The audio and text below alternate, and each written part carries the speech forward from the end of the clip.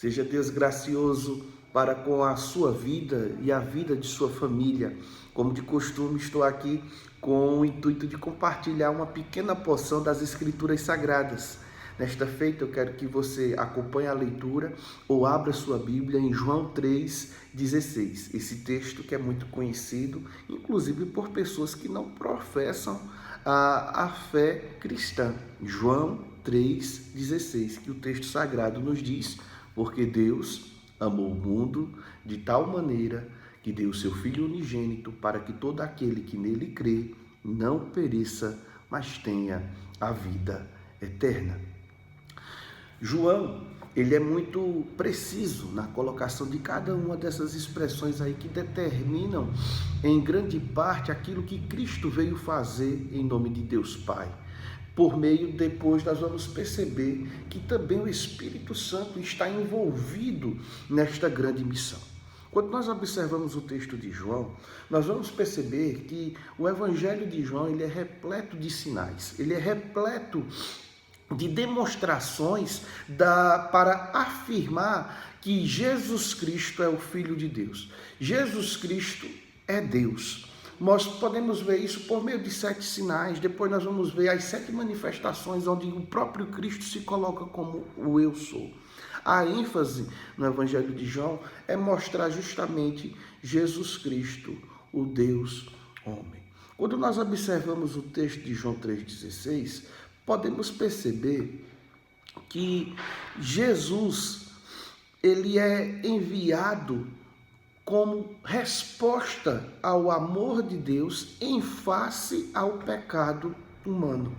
Mas esse amor de Deus, sendo dispensado a toda a criação, porque Deus ama e se responsabiliza por aquilo que ele criou, mas veja que esse ato de escolher, de salvar, de redimir, ou seja, de perdoar pecados, é dado àqueles que buscam e recebem essa graça de crer que Jesus Cristo é o Filho de Deus.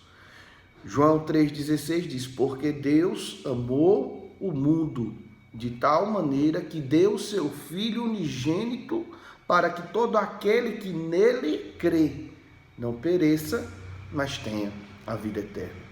À luz desse mesmo texto, nós podemos ver o pensamento do apóstolo João sendo melhorado e desenvolvido quando ele escreve a sua primeira carta. 1 João, capítulo 5, versículos de 1 a 5, diz assim, falando da mesma fé que gera vida e que é demonstração daquilo que Deus fez por nós. Ele nos amou, mas mostra também que aqueles que amam a Deus, que creem em Cristo Jesus, eles não vivem mais para si mesmos, mas vivem para a glória de Deus Pai. 1 João 5, de 1 a 5, diz assim: todo aquele que crê que Jesus é o Cristo é nascido de Deus, e todo aquele que ama o Pai, ama também o que dele foi gerado.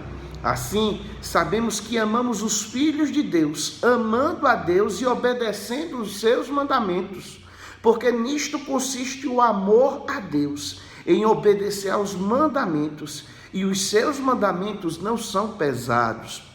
O que é nascido de Deus vence o mundo. E esta é a vitória que vence o mundo, a nossa fé. Quem é que vence o mundo? Somente aquele que crê que Jesus é o Filho de Deus.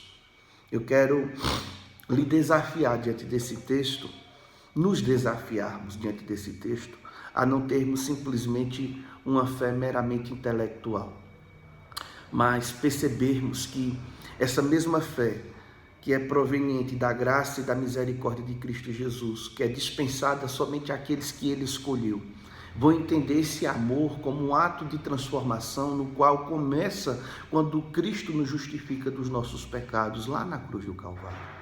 E assim, como o texto de 1 João e do Evangelho de João nos mostra, aqueles que amam vão obedecer, vão viver de conformidade com aquilo que Deus quer. Mais uma semana de atividades começa. E a nossa decisão é: como é que eu posso glorificar a esse Deus que tanto me amou a ponto de enviar o seu Filho Jesus Cristo, o meu Salvador, o meu Senhor, para assim fazer tudo para a glória dele. Que Deus lhe abençoe.